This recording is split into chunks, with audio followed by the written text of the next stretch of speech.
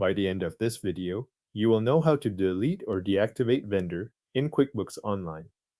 If you are already signed in to QuickBooks Online, start from the main dashboard and look to the left-hand navigation menu. In that menu, click Expenses. This opens the area where QuickBooks groups expense-related records and payment activity, including your vendor list. Once you are in Expenses, move to the Expenses and Pay Bills menu and select Vendors. That will take you to the Vendors page, where all of the vendors in your company file are listed. Depending on how many vendors you have, you may need a moment to scan the list and find the one you want to deactivate. When you locate the correct vendor, stay on that same row and look across to the right side of the page. You will see the Action column there.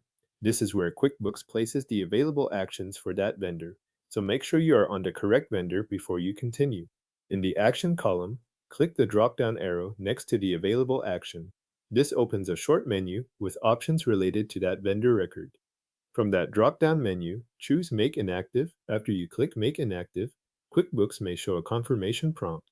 If that appears, review the message and confirm that you want to make the vendor inactive. This is the point where QuickBooks asks you to verify the change before it updates the vendor status.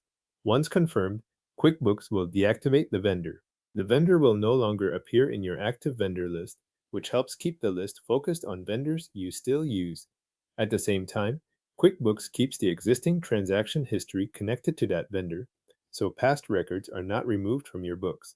This is an important detail to keep in mind if you are cleaning up your vendor list.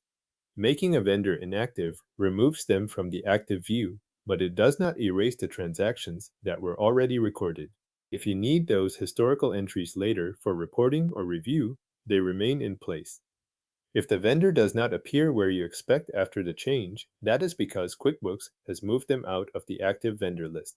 The vendor is now inactive, and the account history tied to that vendor is still preserved in the background. Thanks for watching. The selected vendor is now inactive in QuickBooks Online, and their transaction history has been kept.